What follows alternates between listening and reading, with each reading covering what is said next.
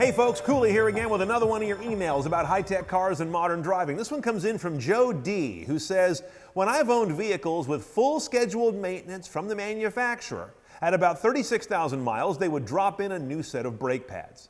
Now that manufacturer has dropped brakes from their free scheduled maintenance, and they want to replace the pads and rotors at the same time. And of course, that's going to be on his nickel. And he wants to know what's my take on all this. He smells something fishy. And I'm with you, Joe. I know this probably doesn't feel real good to all of a sudden be told, oh, by the way, you need more work than in the past, and you have to pay for it.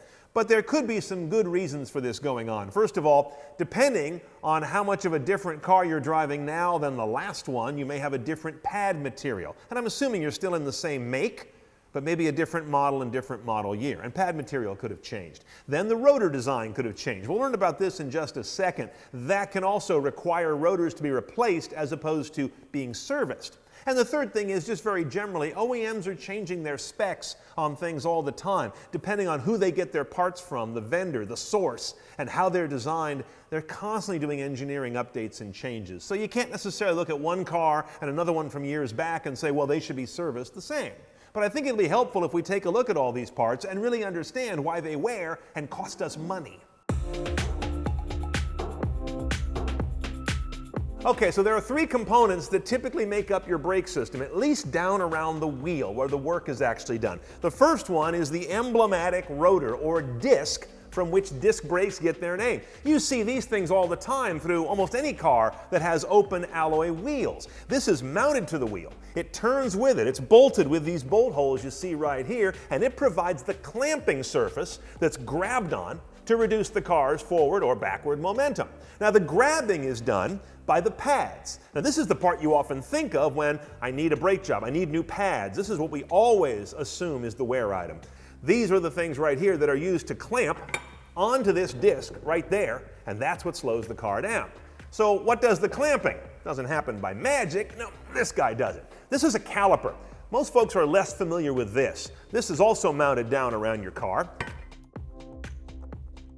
It sits here, and the pads would be sandwiched inside of it, and when you hit the brakes, the little hydraulic cylinders inside here, those pistons, they press the whole thing together and pinch the pads onto the disc or rotor and slow the car down. Now, unlike engine oil, you don't monitor and service your brakes based on mileage.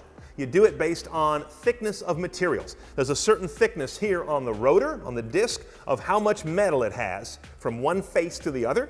And there's also a thickness of these pads of the clamping surface. That rough, dull part there that does the grabbing, that can only go down so much before the brakes are unsafe. There's also a time when you'll service the caliper because those rubber seals inside there that are part of those two pistons, those can go bad and start to leak. But again, that's relatively infrequent. Some pads have very soft material. They have a lot of grab, but they also tend to wear quickly and throw off a hellacious amount of that ugly brake dust on your front wheels. Most brake pads today try and strike a happy balance, to be honest. Then you've got your rotor here, almost always made of steel. A few cars have them made of ceramic. They're very exotic, and you'll know if you have those. These guys here have a certain amount of thickness that allow you to put this on a lathe and remove a thin amount of metal and get a new surface. But some of the most modern cars are taking a different tack. They're saying, no, we want to save weight. So they build these rotors as thin as possible, and you can only use them once, and you can't put them on a lathe and machine them down to a new surface. That could also be a factor in the brake job change that you're seeing on your latest car. They don't allow it to get too thin because it can't dissipate heat well then. It may warp when it gets too thin, and it also may cause these pistons to have to extend too far for safety if it gets too thin.